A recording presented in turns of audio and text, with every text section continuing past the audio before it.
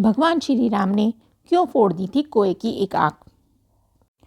कोए के बारे में काफ़ी दिलचस्प बात है कि उसकी होती तो 2 आंखें हैं, लेकिन वो देख सिर्फ एक ही आंख से सकता है।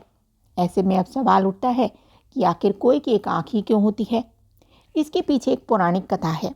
भगवान श्री राम ने एक बार क्रोध में आकर कोए की एक आंख फोड़ दी थी, लेकिन क्यों, चलिए जानते हैं इसे विस्तार से।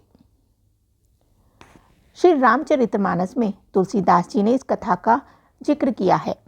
कहा जाता है कि एक बार इंद्रदेव के पुत्र जयंत ने भगवान श्री राम की परीक्षा लेने की सोची। दरअसल वो श्री राम की शक्ति की जानकारी लेना चाहते थे, इसलिए उन्होंने कोए का रूप धारण कर लिया और माता सीता के पास पहुंच गए और माता के पैर को अपनी चोंच से घायल कर दिया और वहां से भाग गए।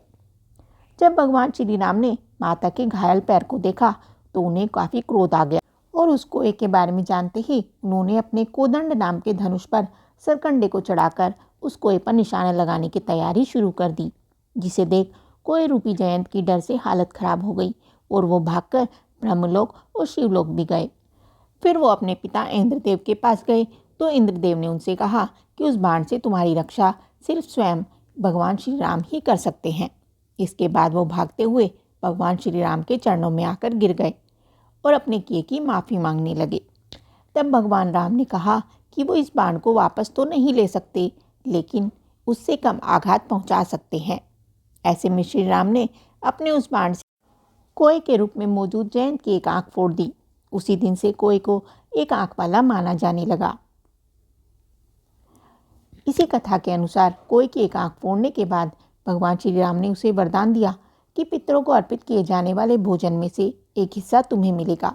कहा जाता है कि तभी से पितृपक्ष के दिनों में कोए को भोजन कराकर पितरों को प्रसन्न किया जाता है। ये कथा आपको कैसी लगी हमें कमेंट करके ज़रूर बताएं। साथ ही वीडियो को लाइक करें, चैनल को सब्सक्राइब करें। धन्यवाद। जय श्री राम।